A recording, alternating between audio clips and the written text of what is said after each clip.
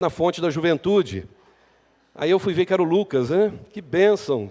Olha, prazer em conhecê-lo, que Deus abençoe sua vida, seja bem-vindo e até breve, né? Que Deus esteja fortalecendo vocês e protegendo nessa viagem, sejam luz lá em nome de Jesus. Atos dos Apóstolos, capítulo 18, a palavra do Senhor assim nos ensina. Atos 18. E depois disso partiu Paulo de Atenas e chegou a Corinto. E achando um certo judeu por nome Áquila, natural do Ponto, que há pouco tinha vindo da Itália, e Priscila, sua mulher, pois Cláudio tinha mandado que todos os judeus saíssem de Roma, ajuntou-se com eles. E como era o mesmo ofício, ficou com eles e trabalhava, pois tinha por ofício fazer tendas. E todos os sábados disputava na sinagoga e convencia os judeus e gregos. E quando Silas e Timóteo desceram da Macedônia, foi Paulo impulsionado no Espírito, testificando aos judeus que Jesus era o Cristo. Mas resistindo e blasfemando eles, sacudiu as vestes e disse-lhes: o vosso sangue seja sobre a vossa cabeça, eu estou limpo, e desde agora parto para os gentios. E saindo dali, entrou em casa de um homem chamado Justo, que servia a Deus, e cuja casa estava junto à sinagoga. E Crispo, principal da sinagoga, creu no Senhor com toda a sua casa. E muitos dos coríntios, ouvindo, creram e foram batizados. E disse o Senhor em visão a Paulo: não temas, mas fale e não te cales, porque eu sou contigo. E ninguém lançará a mão de ti para te fazer mal, pois tenho muito povo nesta cidade. E ficou ali 1 ano e 6 meses, ensinando entre eles a palavra de Deus. Pai, obrigado pela tua palavra. Nós reconhecemos, ó Deus, que sempre quando a tua palavra é lida e é explicada, ela é poderosa, ela é a boca do Senhor, falando aos nossos corações. Cremos, ó Deus, que mais uma vez o Senhor falará em cada coração nesta noite. E queremos sair daqui, ó Deus, não só cheios da Tua palavra, mas prontos a praticá-la em nosso viver diário. Obrigado, ó Deus, pela abertura de missões mundiais. Obrigado pela vida, ó Deus, do irmão Ricardo, a sua alegria, juntamente com a sua esposa, irmã Angelina, ó Deus, Angelita, que o Senhor esteja fortalecendo esse casal, esta família tão querida. Obrigado, ó Deus, por tudo que esta igreja tem realizado. Essa igreja ama te servir, Senhor, e anunciar o teu nome a tempo e fora de tempo. Obrigado, Senhor, por todos os líderes desta igreja, que também têm tido esta visão e têm amado este momento de falar da tua palavra. Ó Deus, que esta noite seja uma noite mais que especial em nossas vidas, que possamos sair daqui, ó Deus, prontos a viver uma vida como verdadeiros missionários do Senhor. Usa a minha vida, ó Deus, como instrumento em tuas mãos, em nome de Jesus Cristo, a razão da nossa vida. Amém. Meus irmãos, hoje nós estamos iniciando a campanha de missões mundiais. E o nosso desejo é que todos abracem esta campanha com os corações abertos. E a pergunta que nós temos que responder aqui para os irmãos, e quem sabe até para os visitantes, é: por que nós fazemos campanha de missões nas igrejas batistas? Meus irmãos, a nossa Convenção Batista Brasileira, ela tem paixão pela evangelização de todas as pessoas, mas também ela tem procurado viver o indo de Jesus, e indo pelo mundo, pregue a palavra, pregue o evangelho. É assim, a Convenção Batista Brasileira tem tido o privilégio de estar fortalecendo missões mundiais, missões nacionais, missões estaduais e também missões regionais. E é por isso que eu vejo que nós não podemos nos calar. Porque como igreja de Jesus, nós temos que anunciar dia após dia que Jesus Cristo é a razão do nosso viver. Falar do amor do Pai, completar a missão e dizer para todos o quanto Deus amou este mundo. Meus irmãos, nós temos muito que avançar para falar ao mundo desse amor gracioso do Pai. Existem muitas pessoas que carecem conhecer o verdadeiro Evangelho de Jesus Cristo nesse tempo de crise que estamos vivendo. Crise essa que o mundo está passando por causa de uma política destrutiva, uma política que não tem se preocupado em viver conforme os princípios da palavra do Senhor. Um tempo difícil, Creio que nós sabemos perfeitamente, põe crise nisso, mas mesmo assim, com toda essa crise, com todas as limitações, a igreja tem avançado, a igreja tem falado, a igreja não tem se calado, louvado seja o nome do Senhor. Você pode ver várias bandeiras, várias nações, você consegue imaginar cada país desse, será que todos eles já ouviram falar de Jesus? Nós temos muitos países que ainda não conhecem o Evangelho de Jesus Cristo. É por isso que nós podemos fazer a nossa parte, contribuindo, orando e, quem sabe, indo também para o campo missionário. Meus irmãos, nós estamos vivendo uma época em que as pessoas estão presas nas garras do mal, presas não somente em presídios, mas também nas coisas que as têm levado para longe de Jesus.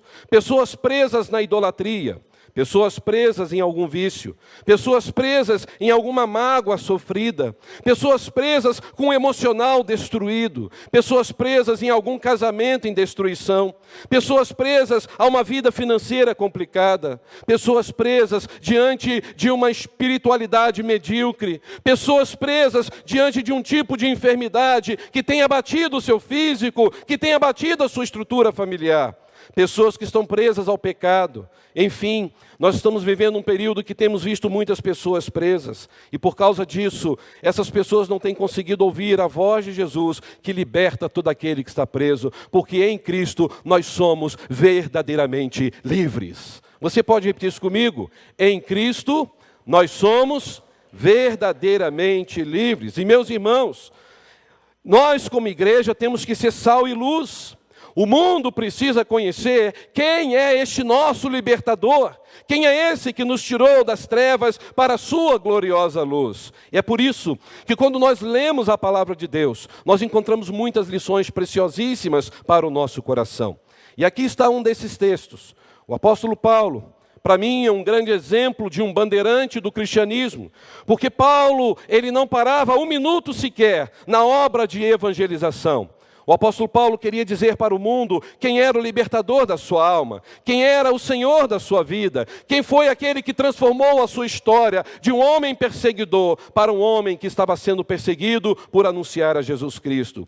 E agora, nesse texto, pela ação do Espírito Santo, Paulo então organiza a igreja em Corinto no final da sua segunda viagem missionária.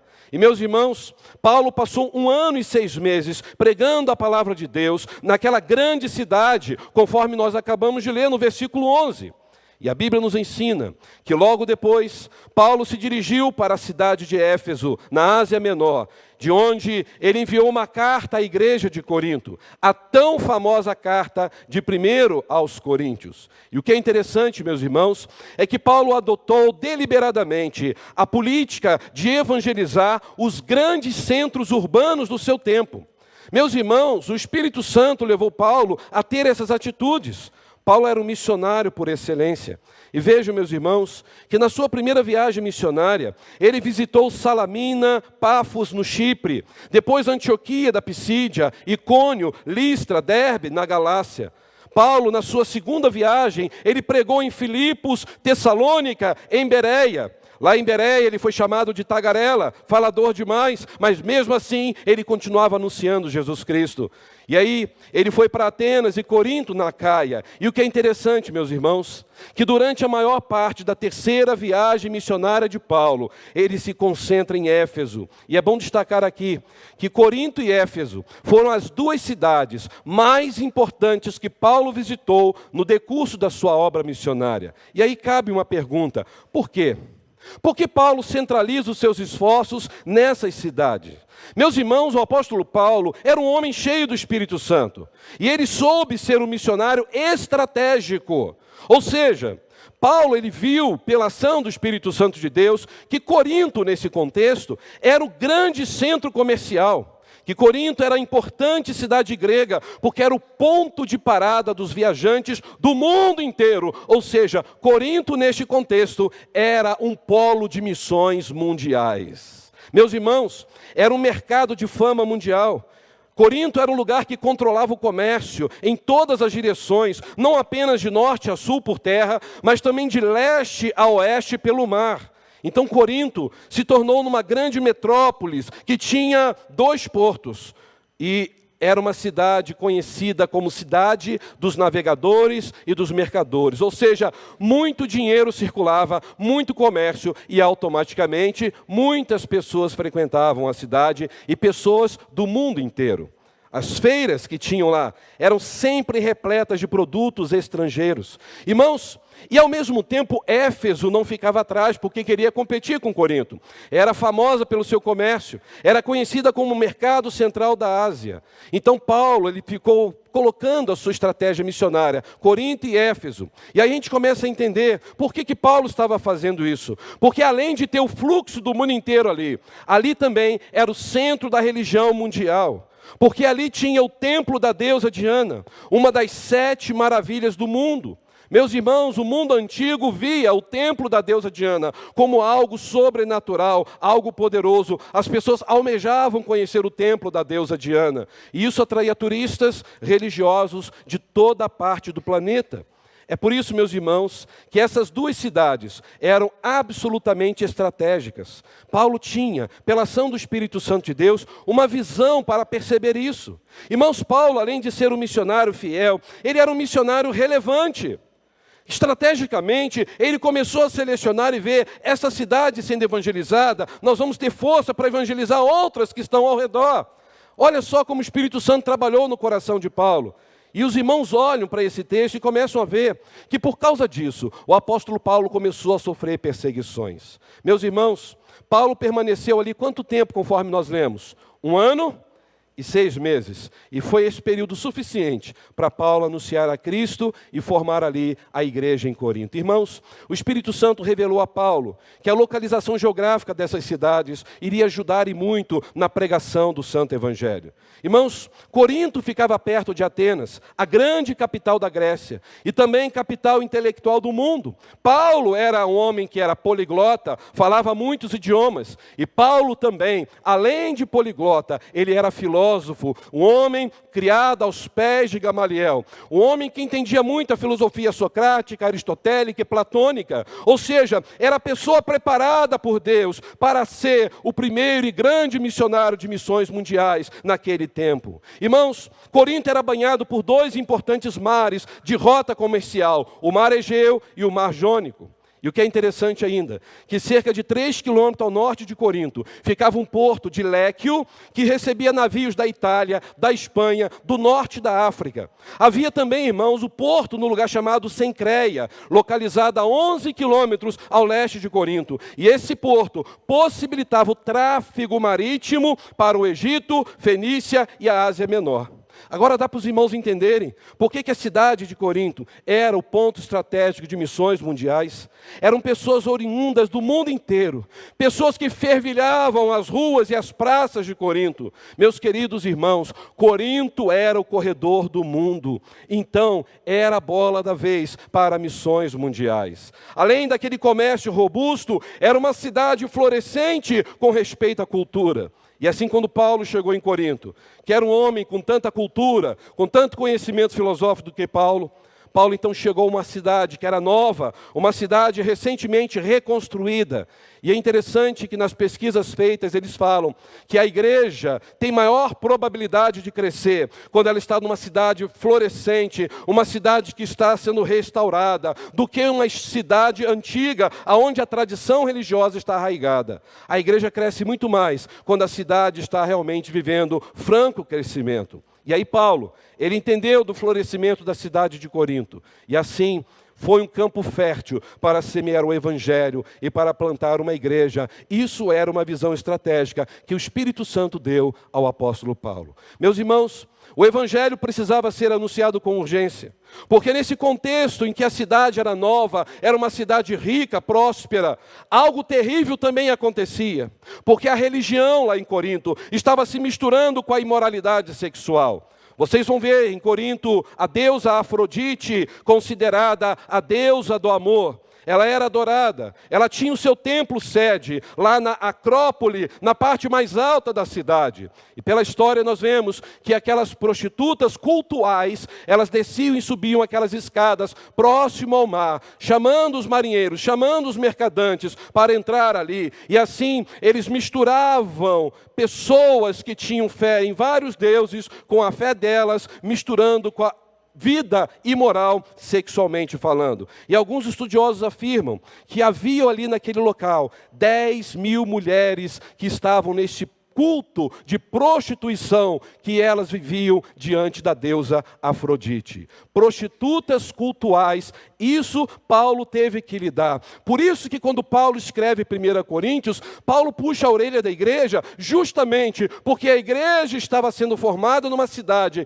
que estava impregnada pela imoralidade. Meus irmãos, quando a gente olha esse texto, a gente vê agora Paulo pregando o evangelho para uma cidade que estava em grande perdição. É por isso que Paulo, então, por conhecer o amor gracioso de Deus, o amor que liberta, o amor que transforma, Paulo sabia que não ia ser fácil, mas ele sabia também que o Deus da sua salvação iria lhe capacitar e dar forças, vigor, para que ele pudesse anunciar Cristo a tempo e fora de tempo. E nós sabemos que Satanás entendia da importância daquelas cidades. E o que Satanás tentou fazer?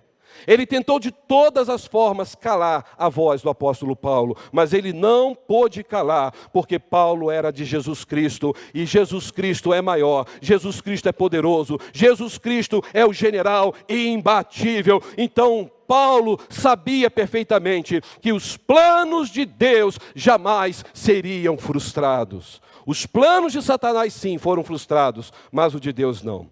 É por isso que Paulo, um ano antes de chegar em Corinto, ele vai entender o quanto Deus já estava trabalhando. Vocês conseguem perceber no texto? O imperador Cláudio, ele expulsou de Roma todos os judeus no ano 49. Você pode dizer, pastor, que coisa ruim. Não, foi a ação de Deus. Sabe por quê?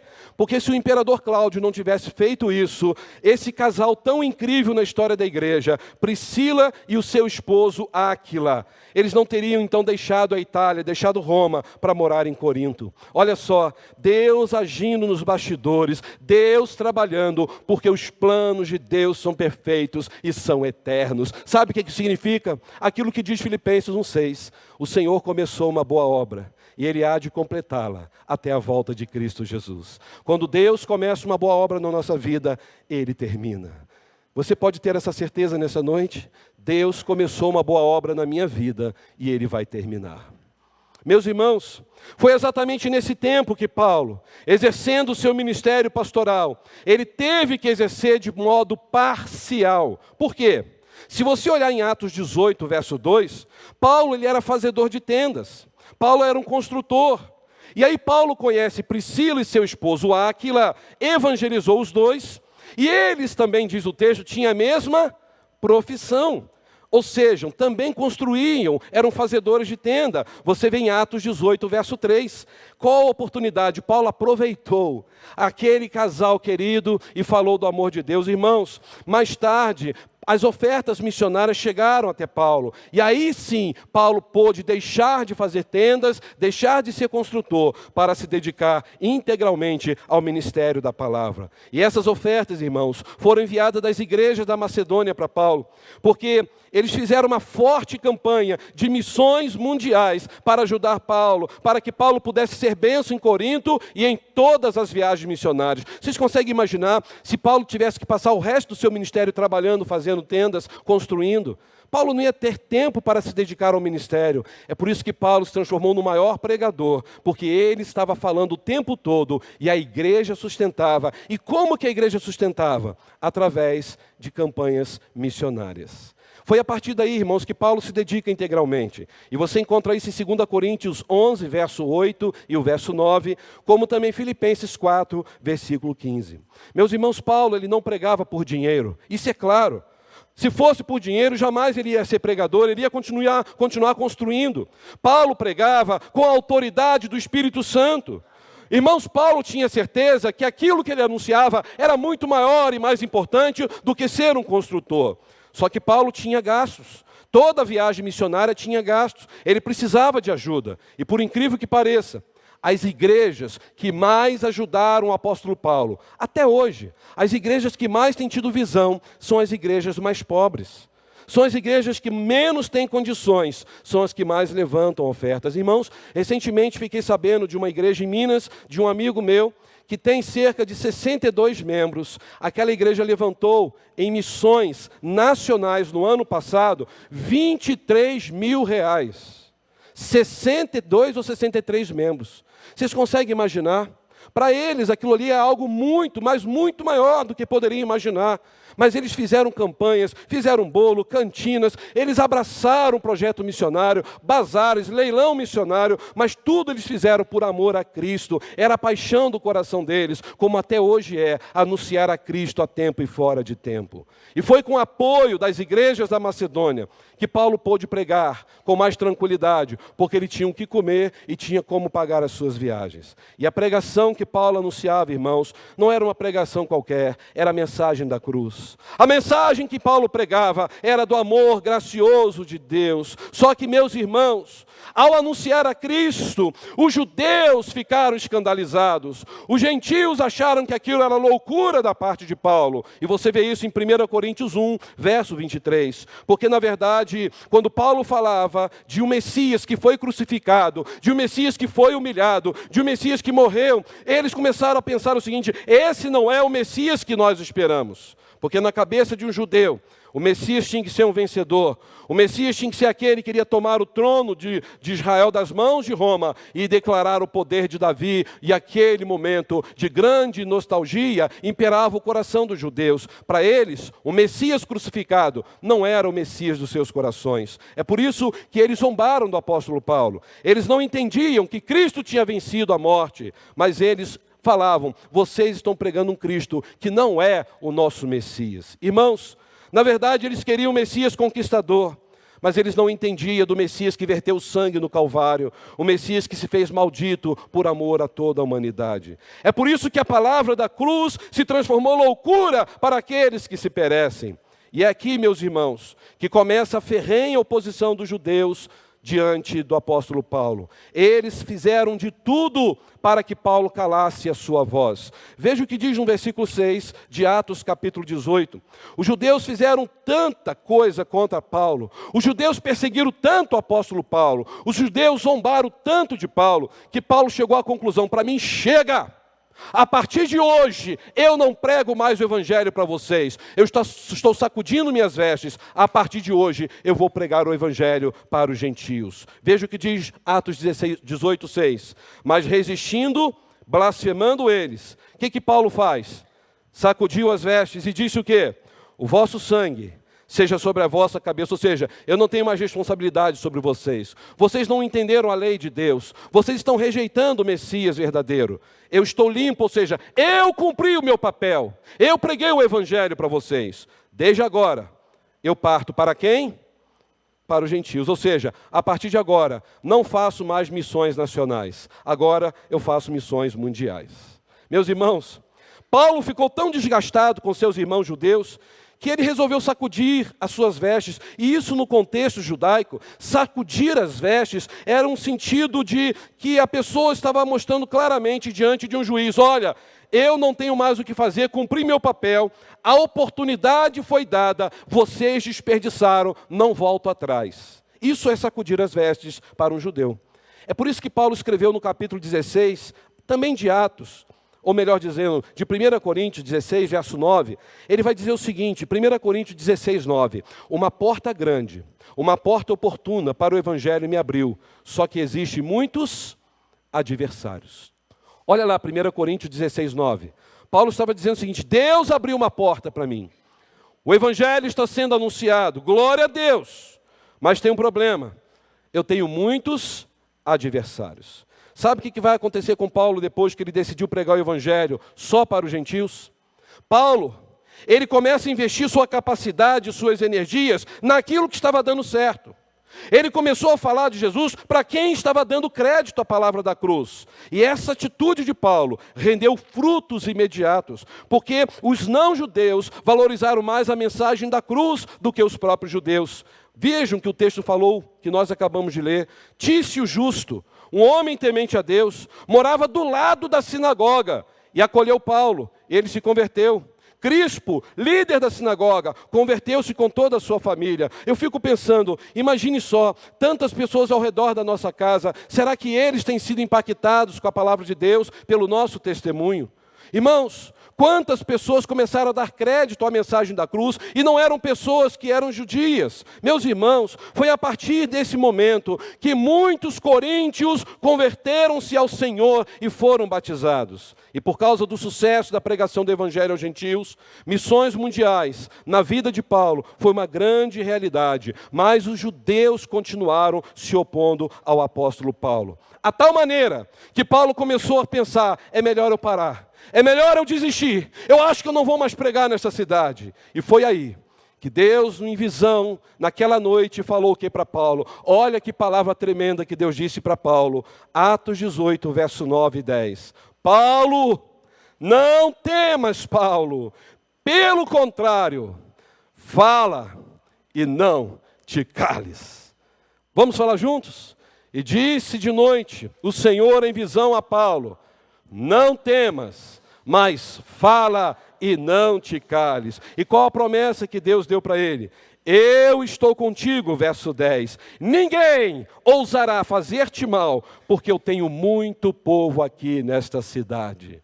Deus tem muita gente aqui em Petrópolis para conhecer o Evangelho através da instrumentalidade da sua, da minha e da nossa vida. Tem muitas pessoas precisando conhecer Jesus Cristo. É por isso, meus irmãos, que nesse ponto da história bíblica, com essas oposições levantadas contra Paulo, que Deus fala com Paulo, dando a Paulo motivação para continuar a pregar o Santo Evangelho, que eu quero extrair duas lições rápidas para o nosso coração. Primeiro, Paulo ele não se abateu com as oposições. Paulo falou e não se calou. Sabe por quê? Porque Paulo sabia que ele não seguia uma ordem humana. A ordem que ele seguia era divina. Se você e eu sabemos que estamos pregando algo divino, não vamos ter medo, vamos falar, não vamos nos calar. Deus será conosco, o Espírito Santo nos capacitará. Olha o versículo 9. Disse o Senhor em visão a Paulo, não temas. Sabe o que me chama a atenção? Que a palavra temas aqui, Henrique, é a palavra fobu, de fobia. Deus está dizendo, Paulo, não tenha pavor. Paulo, não entre em pânico, não tenha fobia. Fala, Paulo, e não fique calado. E o que me chama a atenção é que essa palavra não te cales aqui é a palavra siópeses, que é a palavra grega siópeses significa ficar num silêncio involuntário. Você já foi a algum lugar falar alguma coisa e alguém chegou e botou a mão na sua boca? E fez assim, fica quieto. Você já fez isso, já passou por isso? Ou quando alguém está falando demais, ou um filho, você vai e bota a mão na boca daquela pessoa? Isso já aconteceu com você? A ideia de não te cales era como se calar sendo amordaçado contra a própria vontade. Deus estava dizendo, Paulo, fale. Paulo, não fique preocupado, você não vai ser amordaçado, Paulo. Paulo, não é o ser humano que está te enviando, sou eu, o Senhor, quem está te enviando. Fale e não te cales. Diga para quem está perto de você assim, ó, fale e não te cales. Eu e você estamos sendo chamados para falar da palavra de Deus. Não só os mais de 2.000 missionários pelo campo mundial. Eu e você temos que falar e não nos calar. Meus irmãos, todos nós aqui convivemos diariamente com muitas pessoas. Você trabalha, você estuda. Quantas pessoas você não passa pela rua? E muitas vezes nós achamos que conhecemos bem essa pessoa. Nós não conhecemos. Mas Deus conhece o coração de cada pessoa. Sabe o que me entristece? É que talvez hajam pessoas que convivem conosco, que estão vivendo numa profunda tristeza, pessoas que estão numa tremenda depressão, e às vezes nós não estamos percebendo isso. Às vezes tem amigos que nós fazemos em tão pouco tempo, que só de olhar nos olhos a gente já sabe, ele não está bem, ela não está bem, essa pessoa está triste. Mas quantas pessoas passam por você e por mim diariamente, e a gente nem olha nos olhos dessa pessoa. A gente acha que está tudo bem porque ela está sorrindo, mas ela não está bem. Às vezes essa pessoa está abatida. Às vezes essa pessoa está pensando até em tirar a própria vida e nós não sabemos. E às vezes não falamos para ela que Jesus é a razão da nossa história. Quantas pessoas do nosso relacionamento estão pensando realmente dar cabo da vida. E às vezes a gente não consegue ver o estado emocional daquela pessoa. E às vezes a gente perde a oportunidade de falar do amor de Jesus a tempo e fora de tempo. Meus irmãos, se os irmãos se lembram que eu falei numa quarta-feira no estudo do Apocalipse, nós tivemos agora recentemente no Abrigão, um trabalho que a nossa igreja tem feito ali. O Pedro, juntamente com o irmão Eduardo Antunes, o irmão Evandro, e também parece que o pastor Carlos, né, tem ajudado, né? Tem ido ali fazer evangelismo, fazer discipulado com aqueles irmãos. E numa dessas últimas noites, um daqueles que participavam ali, chamado Adriano, ele aquela noite morreu, ele infartou. E quando chegou de manhã, as pessoas foram ver, ele estava morto. Aquele rapaz estava ali ativo e ele gostava muito de cantar aquela música, Como Zaqueu. Entra na minha casa, não é mesmo? Ele fez uma oração muito bonita, dias antes de morrer, conforme disse o irmão Eduardo. A gente não consegue imaginar as pessoas que estão andando perto de nós ou por onde nós estamos vivendo, se de repente elas não vão ser ceifadas nessa noite.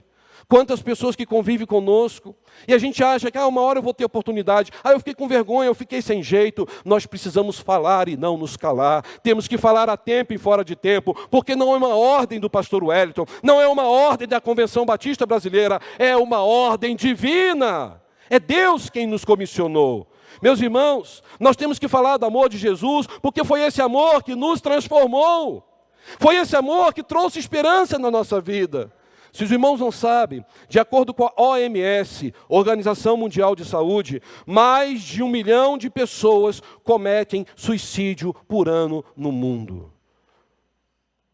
É um número muito alto. Meus irmãos, nós temos que levar para todas as pessoas a palavra de Deus, porque tem pessoas hoje que estão pensando em acabar com a sua vida, e nós temos a esperança para elas, mas às vezes nos calamos, porque ficamos com vergonha.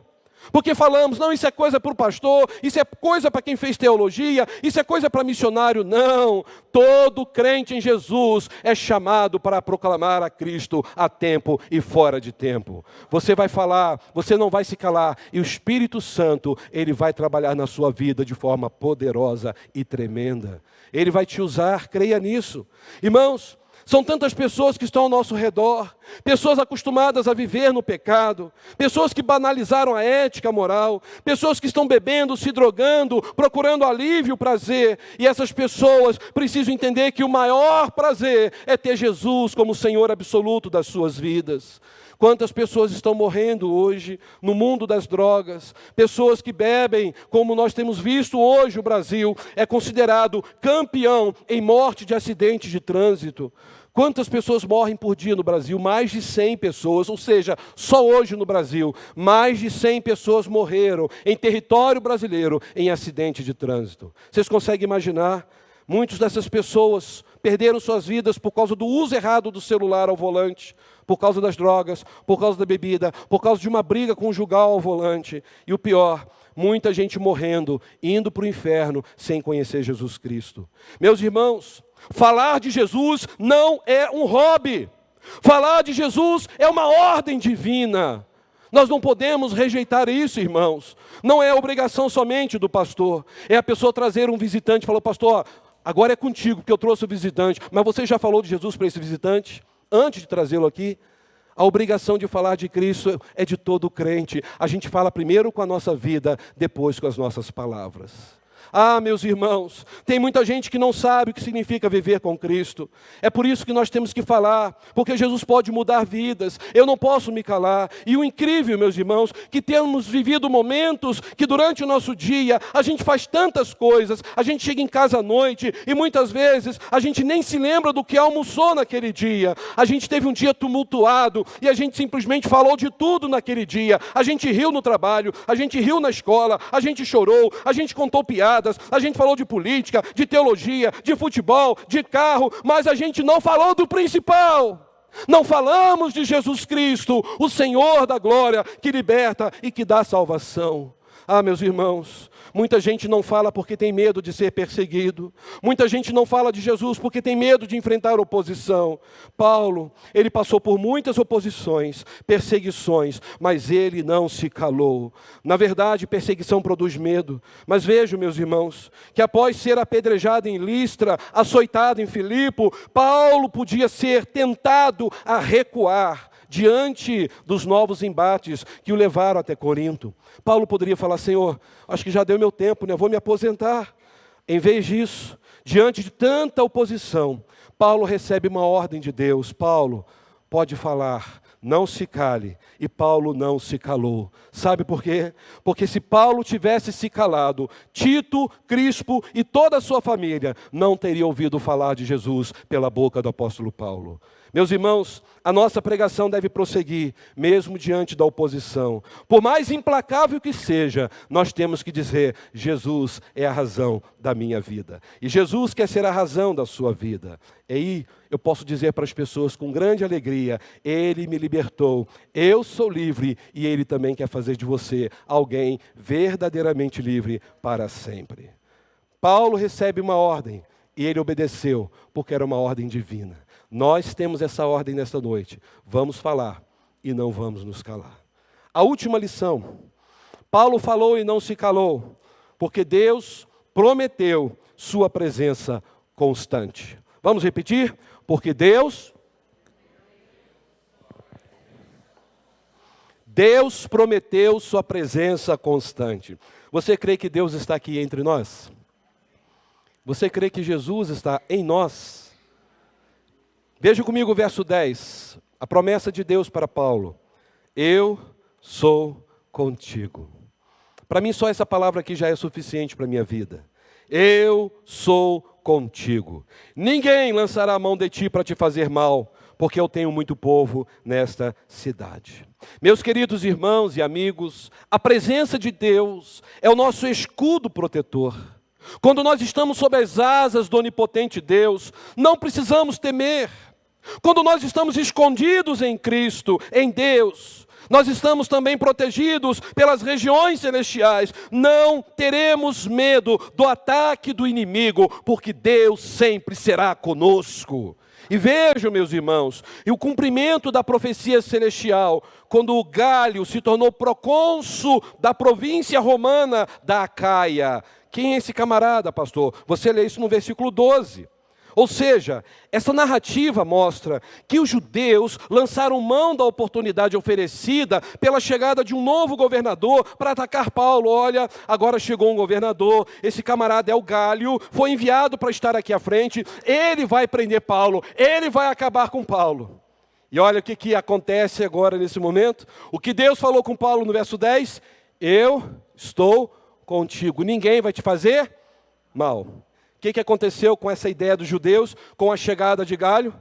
Aquele período de perseguição acabou. Porque esse procônsul, ele simplesmente deu legitimidade, autoridade romana para Paulo continuar pregando. Veja o verso 13 ao verso 15, eu não vou ler. Ou seja, Paulo teve agora, por lei, liberalidade para pregar o evangelho. Os judeus ficaram amordaçados, ficaram com muita raiva de Paulo, mas não foi Paulo que fez política, Deus mexeu na política para que o seu evangelho fosse pregado. Sabe o que significa, irmãos? Eu não tenho dúvida nenhuma que a nossa maior necessidade hoje não é ter melhores políticos. Essa não é a melhor e a maior necessidade da nossa vida. Não é ter prosperidade para o nosso povo. Não é ter mais emprego. Não é ter saúde, educação. Não é ter segurança pública. Meus irmãos, a nossa maior necessidade hoje é desejar andar mais e mais na presença de Deus e falar desse Deus glorioso, desse amor gracioso para todas as pessoas. Essa é a nossa maior necessidade. Deus pode mover até a política, até os poderosos, para que a sua palavra seja anunciada. Irmãos, seria muito bom se vivêssemos num país de sucesso. Poderíamos viver. Poderíamos ter uma vida mais folgada nas finanças. Poderíamos estar esbanjando saúde, nem todos estão. Poderíamos ter estoques incalculáveis de alimento à nossa disposição. Poderíamos ter êxito e sucesso em todas as áreas da nossa vida. Poderíamos ser reconhecidos na sociedade, aplaudidos pelos homens.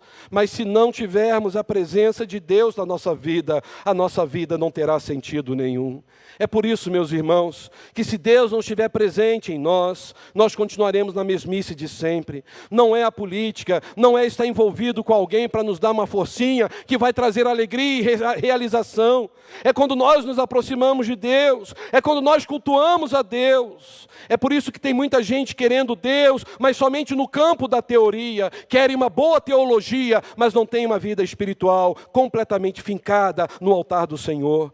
As nossas músicas vão ficar sem unção se cada músico não buscar com intensidade a presença do Senhor. Os púlpitos ficarão mortos se o Espírito Santo não estiver enchendo e capacitando o pregador. Você pode falar bonito, ter uma oratória magnífica, mas se não for a ação de Deus na sua vida, serão palavras vazias. Se Deus não estiver presente na nossa vida, tudo será em vão. Nós chegaremos à casa de Deus, voltaremos para nossa casa e nenhuma diferença acontecerá na nossa vida. Será apenas um cumprimento de uma atividade religiosa. Nenhuma mudança aconteceu, nenhuma transformação surgiu. Vamos entrar na igreja pecando, vamos continuar vivendo pecando e a semana vai passando assim.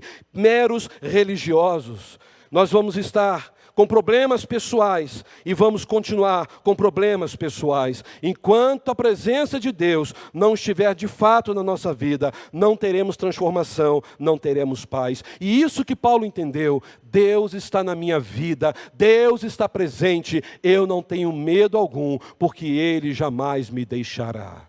Isso trouxe paz ao coração de Paulo. Não era religiosidade. E os judeus ficaram com raiva, porque os judeus acharam que Paulo era o queridinho de galho. Paulo não, foi o Espírito Santo de Deus que deu mais tempo para Paulo pregar e não se calar. Meus irmãos, nós somos um povo abençoado. Sabe por quê? Eu e você estamos agora nesse lugar, sentados, eu estou em pé por enquanto, o ar-condicionado, nós temos uma estrutura, não estamos na rua, nós estamos aqui na presença desse Deus, nós podemos experimentar desde o início a manifestação da glória, da graça de Deus, da bondade de Deus neste lugar. Abrimos este culto cantando o quê? Saudai o nome de Jesus, arcanjo vos prostrais, ou seja, nós estamos junto com os arcanjos, com os anjos, com os serafins, com os querubins, adorando aquele que é digno de adoração. E aí eu falo para você, isso é ou não é uma bênção para mim e para você? Nós estamos num lugar abençoado, nós estamos diante do Deus de bênção, e muitas vezes pessoas entram na igreja, e quem sabe não é o seu caso agora, que você está ouvindo esta palavra, ela está entrando de um lado, saindo do outro, você está conectado em outro lugar, mas não está conectado na presença de Deus. Aproveite a oportunidade que Deus te dá nesta noite, porque Deus, Ele está te dando agora, e pode ser que amanhã você não tenha mais essa oportunidade. O apóstolo Paulo aproveitou. O apóstolo Paulo viu as portas se abrindo. Deus moveu a política para que Paulo tivesse tranquilidade e pregar o santo evangelho. Meus irmãos, Deus sabe que nós temos passado. E Deus quer que eu e você desejemos a presença manifesta dEle em nossas vidas. Talvez hoje você não tenha buscado a Deus como deveria, porque há ídolos na sua vida. Talvez o seu namoro tenha sido mais importante do que Deus. Quem sabe os seus ideais são mais importantes do que Deus. Quem sabe os seus projetos de vida são mais importantes do que Deus. E Deus quer que você neste momento olhe para Ele e diga: Senhor, a partir de hoje seja o centro da minha vida. A partir de hoje eu consagro tudo a Ti. Meu namoro, meus sonhos, meus projetos de vida, meus ideais. Porque tudo na minha vida só tem sentido se for para a glória do Teu nome. Pai, usa-me como Paulo foi usado, porque Paulo tinha intimidade contigo, e por isso o Senhor moveu céu e terras para que Paulo pregasse o evangelho. Meus irmãos, quando Deus é o centro de nossas vidas, nós teremos um genuíno avivamento. É isso que nós temos que viver. A igreja avivada, ela vai sempre experimentar o extraordinário de Deus. É por isso que nós temos plena certeza de que o povo de Deus não tem apenas expectativa de vitória. Eu e você, como povo de Deus, nós não temos expectativa que vamos vencer, nós temos a garantia da vitória, porque nós somos mais do que vencedores em Cristo Jesus. Só que este triunfo não é só por causa da nossa vida, este triunfo é por causa do Deus da nossa salvação. O Deus que nos dá oportunidades para pregar, para falar e não nos calar. Louvado seja o nome do Senhor. É por isso, meus irmãos, caminhando para o final, que Paulo pôde dizer com muita alegria em Romanos 8:28, todas as coisas cooperam para o bem daqueles que amam a Deus. Vamos falar juntos? Todas as coisas cooperam para o bem daqueles que amam a Deus. Agora entenda esse versículo. Paulo não estava dizendo que todas as coisas que acontecem conosco são boas. Não é isso que ele está falando. Quantas coisas ruins que acontecem com a gente. Quantas decepções que você já não passou? Decepções da sua casa, decepções da sua vizinhança, decepções no seu trabalho, decepções quando você lida com relacionamento. Irmãos, o que Paulo estava dizendo ali é que se alguma coisa o decepcionasse, se alguma coisa o machucasse, se alguma coisa causasse malefício, Deus iria transformar tudo aquilo para o seu bem. Porque todas as coisas que acontecem conosco vão cooperar para o nosso bem. Ou seja, se é coisa ruim, se são coisas boas, no final de tudo, é Deus presente na nossa vida. É Ele quem pode transformar qualquer tragédia em grandes bênçãos. Louvado seja o nome do Senhor. É isso que motivava Paulo a continuar. Eu posso enfrentar oposições, eu posso enfrentar adversidades, mas Deus está sempre presente. Ele nunca me abandonará. Irmãos, Paulo não estava dizendo que as coisas vão se encaixar por mera coincidência. Paulo nunca diria isso. Na verdade, o que Paulo estava dizendo é que o crente em Jesus, ele não crê em coincidência. O crente em Jesus crê na cristocidência. O crente em Jesus não crê em sorte ou azar. Puxa, mas que azar que eu dei? Não tem isso não. Ah, meu carro bateu o motor, que azar não. De repente você que não soube cuidar do carro, mas às vezes Deus está te livrando de algo pior lá na frente. Louve a Deus. Nós não temos medo, irmãos, de sexta-feira 13. Tem gente que tem medo. Tem gente que olha a escada assim, Deus me livre, melhor passar por lá, né? Não quer passar porque tem simpatia de passar debaixo daquela escada. Há um tempo atrás, um crente falou com o pastor, o meu vizinho colocou olho gordo em mim. Só pode ter sido. Eu falei assim, colocou o quê? Olho gordo. Eu falei, me diga o que é isso? Ele está obeso? Não, pastor, quando a pessoa fica, o senhor sabe, eu não sei não. Porque não existe olho gordo para aqueles que são de Jesus. Não há mal sobre a minha vida, porque o meu Redentor está vivo. Não tem feitiço, não tem magia, não tem nada que o mal possa levantar, porque nós somos de Jesus e Ele nos protegerá. Meus irmãos, não devemos entender que a nossa vida está ao léu. A nossa vida está nas mãos do Todo-Poderoso. Ele é o nosso amigo.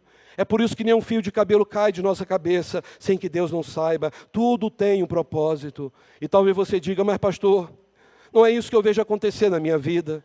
Pastor, a minha vida está uma confusão. Eu entendi tudo, pastor, de missões mundiais. Eu entendi tudo da animação do irmão Ricardo, tudo que aconteceu aqui. Mas pastor, a minha vida parece um barco no meio da tempestade à deriva. Eu não estou entendendo, pastor, por que eu passo por isso.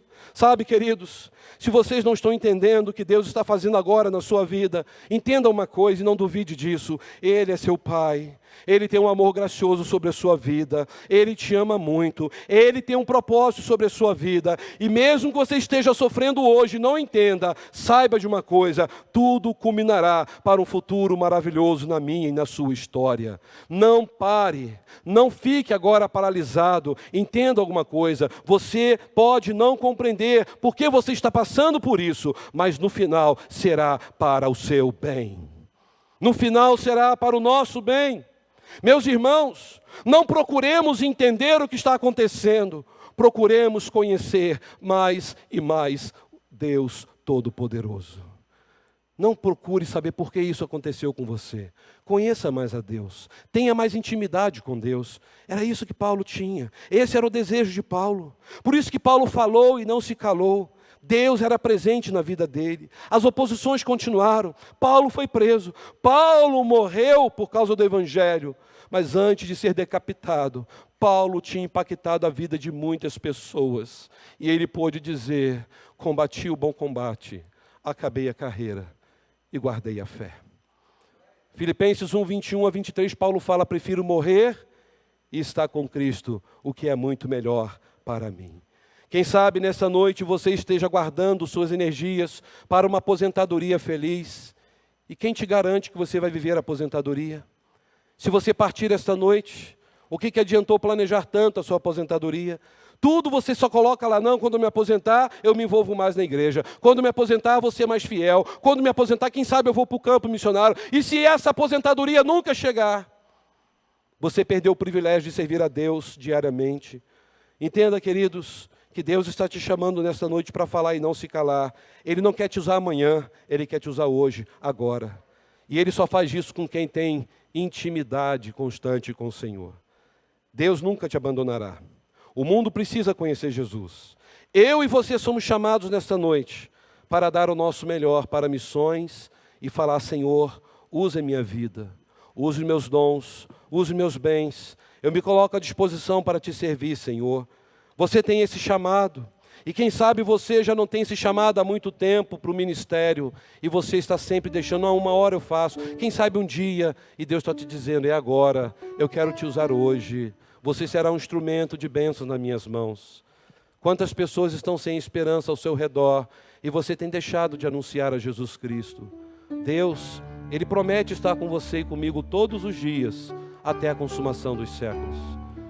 A tribulação que você tem passado não pode tirar de você, não pode tirar de mim a alegria de servir a esse Deus glorioso. Talvez hoje você esteja vivendo o pior momento da sua vida familiar.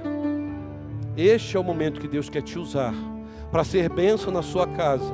O seu primeiro campo missionário é o seu lar. E eu quero convidar você a fechar os seus olhos nesse momento.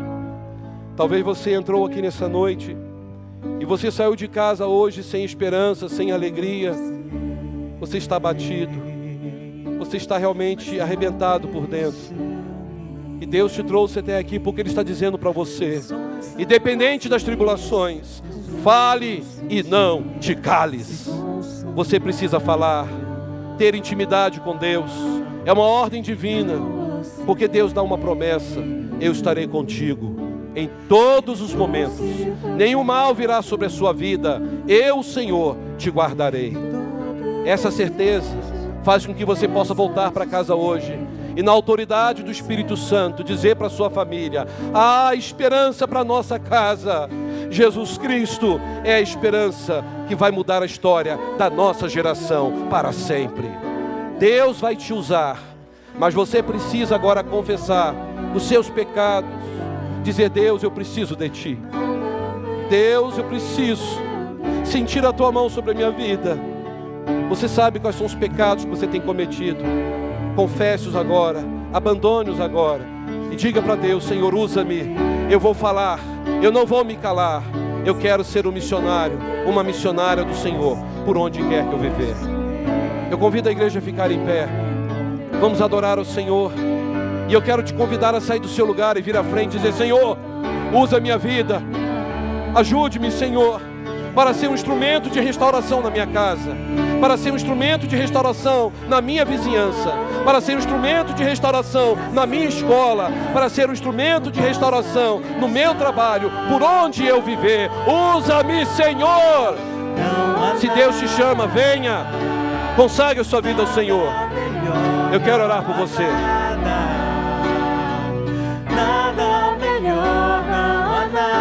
Não há nada melhor do que Deus. Então venha. Deus quer usar você. Marido, você é o sacerdote da sua casa. Seja um missionário na sua casa. Venha. O Senhor quer usar a sua vida. Quem sabe amanhã você não vai para o campo missionário, mas começa aqui, hoje. Venha. Os relacionamentos difíceis, Deus vai te dar força. Você será um instrumento de restauração na sua casa, de reconciliação. Pode vir aqui à frente, não tenha vergonha. Deus abençoe. Eu quero orar por vocês. Venha. Talvez você tenha um chamado para o ministério pastoral. Se Deus fala ao teu coração, venha. Esta é a noite de dizer: Senhor, eis-me aqui. Envia-me, Senhor. Eu quero pregar a tua palavra. Venha. Eu quero colocar a sua vida diante de Deus. faz de ossos soldados. Deus quer fazer isso na sua vida, venha. Faz no mar um caminho. O Senhor pode abrir caminhos aonde você nem imagina. Pode fazer. Só o Senhor pode fazer. Pode vir aqui, uma criança, adolescente, jovem, adulto. O Senhor quer usar todos. Ele quer te usar. Você pode ser um instrumento de glória, a começar dentro da sua casa. Mas talvez você precise reparar algumas coisas dentro da sua vida. Restaurar o seu altar diante de Deus. Pedir perdão. Gerar perdão. Porque não há nada melhor do que servir a Deus. Há 27 anos eu pude dizer sim ao chamado de Deus. E nunca me arrependi desse chamado. Deus tem me sustentado a cada dia. Pode sair do seu lugar, vem aqui à frente e diga: Senhor, usa-me. Eu quero ser instrumento das tuas mãos. Você não precisa ser um missionário, mas você pode ser alguém que contribua, que assuma um compromisso com a obra, um compromisso de orar, um compromisso de testemunhar. Mas você precisa restaurar aqui dentro aquilo que você talvez esteja vivendo, que está quebrado. É momento de você gerar perdão para sua esposa, para o seu esposo, para os seus filhos, para os seus pais. Sem altar restaurado, Deus não pode fazer nada da sua vida.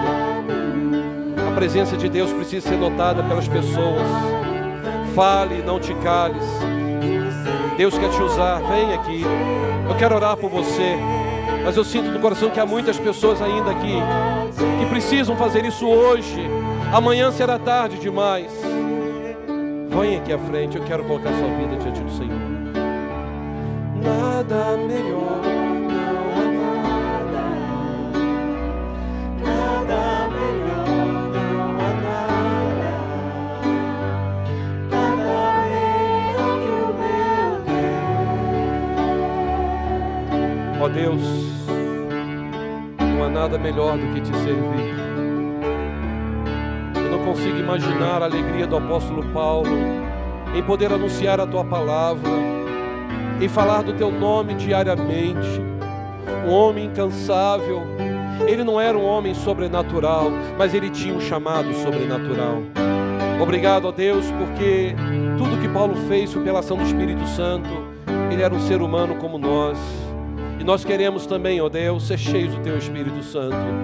Não queremos sair daqui, ó Deus, e continuar lá fora uma vida medíocre, dizendo que somos sócios porque viemos à igreja, vamos embora e não temos tido compromisso genuíno contigo. Nós estamos aqui, ó Deus, não é por causa de uma sociedade ou um clube. Nós estamos aqui porque fomos lavados e remidos pelo sangue de Jesus. Porque o Senhor nos inseriu neste corpo, nesta linda família, Senhor, a Segunda Igreja Batista em Petrópolis. Obrigado, Senhor, porque para nós é um prazer, é um privilégio te servir. Obrigado, Senhor, porque isso é o mandamento do Senhor. Fala e não te cales. Obrigado a Deus, porque o Senhor promete estar conosco todos os dias até a consumação dos séculos. Obrigado, Jesus, porque é o teu Espírito que nos capacita. Agora, neste momento, Senhor, eu consagro essas vidas ao Senhor. O Senhor conhece a história de cada um. O Senhor sabe das lutas, o Senhor sabe das angústias, o Senhor sabe dos erros, dos acertos. O Senhor conhece, aliás, foi o Senhor quem os criou. Obrigado a Deus, porque nessa noite o Senhor está dando a cada um aqui um marco para uma nova trajetória de suas vidas. Que sejam homens e mulheres, ao sair daqui, cheios do teu Espírito Santo. Ó Deus, obedecendo ao teu chamado e vivendo uma vida segundo o teu coração. Dê a eles e elas, Senhor, a autoridade do teu Espírito para falar e não se calar. Eu peço a tua bênção, Senhor, sobre a vida da tua igreja aqui nesta noite. Leva-nos em paz, Senhor, para os nossos lares. Conceda-nos, ó Deus, uma semana abençoada por ti, mas acima de tudo, uma semana em que vamos aproveitar cada minuto para falar do teu amor e não nos calar. Eu peço a bênção do Senhor e entrego essas vidas aqui no teu altar e oro, ó Deus, como amigo e como ministro do Evangelho, em nome de Jesus Cristo, a razão da nossa vida. Amém. Dê um abraço quem está do seu lado. Diga: o Senhor vai te usar poderosamente. Diga: o Senhor, Ele vai te usar poderosamente.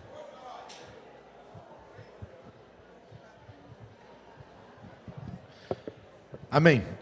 Nós vamos continuar louvando o nosso Deus, encerrando o nosso culto, cantando Teu amor não falha. Eu convido a igreja para que façamos isso de forma bem animada e vamos nos cumprimentar, vamos nos abraçar, não tem problema. Vamos levar essa alegria